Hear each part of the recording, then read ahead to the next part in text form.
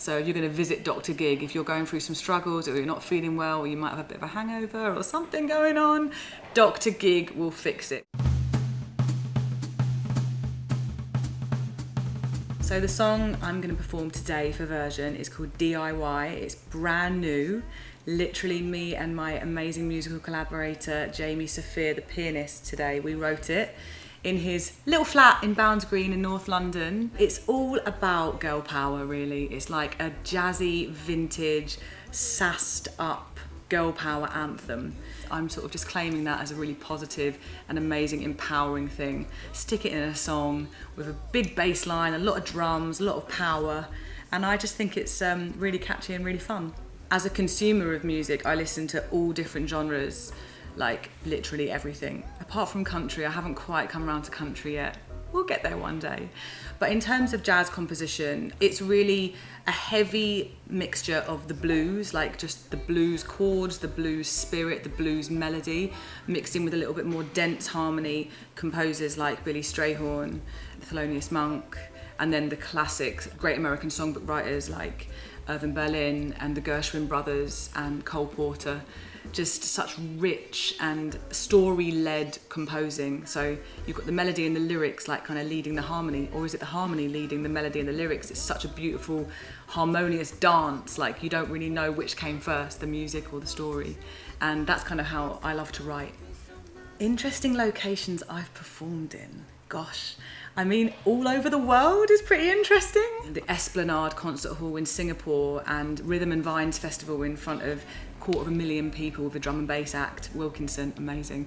I'm having a really beautiful time, and I'm really glad that my childhood dream of doing music professionally to the level that I am and to the level I wish to, I'm glad that I pursued it, because there's been so many times along the way where you just think, this is ridiculous, like what a mental dream to kind of be pursuing, what am I doing?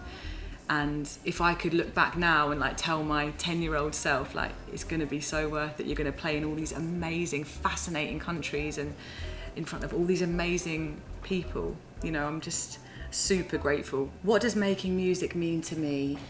It is life, it is freedom, it is the capacity to expose the true spirit of who I am, and it is an access to being purposeful in the world. And not only just that, and like doing my kind of like karmic work in the world, it's so fun.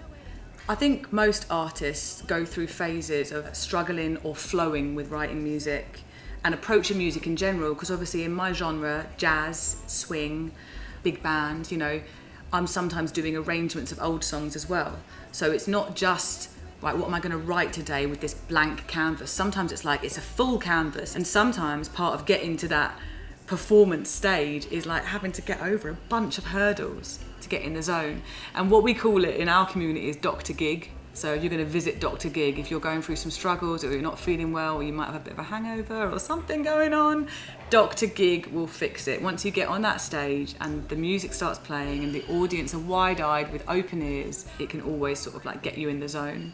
But when it comes to writing music, I find that my life really influences what I write about. And actually I always write with Jamie Saphir, the pianist today here. We work together really fluidly. Jamie will sometimes come up with a chord and I'll be like, yeah, I love that one, and then a little melody will sort of come. Or I will say to him, I've got this idea, I want to write a tune, DIY, that's the little hook, you know, that it will come from a lyric first. And then he's like, yeah, what about if we did a little groovy thing, little minor chord? And we just flow from this kind of stimuli. Like one of us will come up with a little gem and we'll build a whole piece around that. That's normally how we start composing, but it just varies so much, whatever source wants to give us.